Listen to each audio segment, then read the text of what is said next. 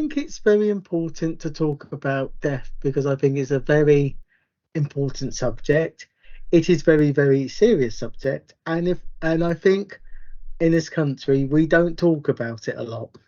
Um, Mainly that's because we might feel embarrassed, very upset, very, very emotional. We're happy to talk about other things like politics and sport, but when it comes to this subject, we don't want to talk about it because it's very, very hard and tough. We totally understand that.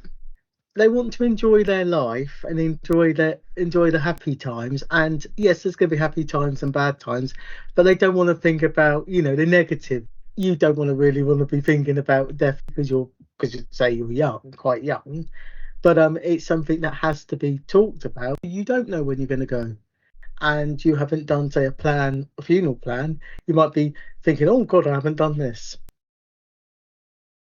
I think it's very important to plan ahead because in life, there are two guarantees: we eat, we drink, and eventually we will pass away. And it is sad, but that's a fact of life because that's what happens.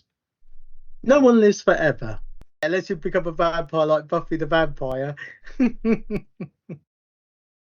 I am fit and healthy and I walk a lot, but I think with having COVID, that was a big wake up call for me, and that was worrying for the support staff to see me, cough, see me throwing up, being sick, and that was horrible. And to call the ambulance, that was really scary. It was frightening. I mean, the doctors and nurses did a brilliant job. They did an excellent job, and I didn't want to go because I don't like hospital settings. When they came to see me, I said, "Can you phone my mum because she needs to know that I'm in hospital." So obviously they phoned her up, and she was very worried about me naturally. And then my brothers and sisters, they were really, really worried about me. In the Victoria and Stuart Project group that we're doing about writing, funeral plans and writing a will, because we have talked about that, yeah. So yes, I think that would be a good thing to do actually, because I would write a will and I'd make sure that everybody, brothers, sisters, nieces, and nephews could have something, because I think that's important. I'd like all the family members to be there. That would be lovely. Um, and I said I'd like to be. Oh yeah, I said I'd like to be cremated, and that would be nice because that would also be nice to be actually next to a late grandma and granddad. That would be lovely. I think at the funeral service, I think a popular music is ABBA Dancing Queen. So ABBA, the Beatles, the Rolling Stones. So I don't really mind Elvis Presley or Motown. I'd say to people to wear something different than black. They could wear, for instance, red. And we talked about that in the Victoria Stuart Project of, what if you don't get on? And you invite, and they all go to the funeral service, you invite them, and what happens if there's a lot of tension and, say, a disagreement and a big argument?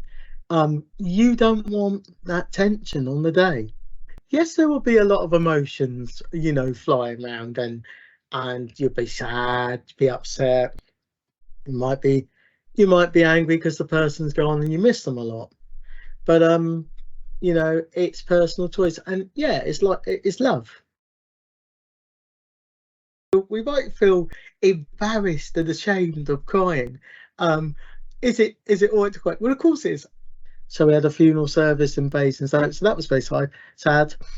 Went in the church service. It was a great service, but I had to come out because I think 3 or 4 times I started crying, and it was just too much for me, and I had to come out, and I had to have a break for about 10 minutes, 15, 20 minutes, because just to collect my thoughts and just to compose myself. And I went back inside, and I said to Mum, I feel daft and silly for crying. And she said, please don't feel daft and silly for crying, son. It's fine. You're allowed to cry. I think it's really important that people talk about this. And I know I think the most important thing is not to push people. So not to push people to want to do funeral plans. If they really don't want to do it, just leave them. It's fair enough, but not to push them and force them to do that. Life group, and we were talking about making it making accessible, easy read. I think other people agreed. Yeah, I think speak to somebody you trust. Sometimes when you talk to your loved ones, yes, they know you, but it might be great to talk to, say, support staff. I would have liked to achieve I've written down some places I'd like to go this year.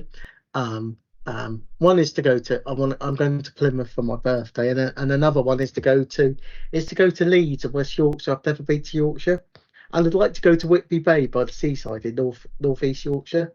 Yeah, that's that's one of my ambitions, is to do that. And I think that's a good ambition to have. And to go to Wales, one day go to Cardiff and Swansea, because I think it's great to broaden your horizon.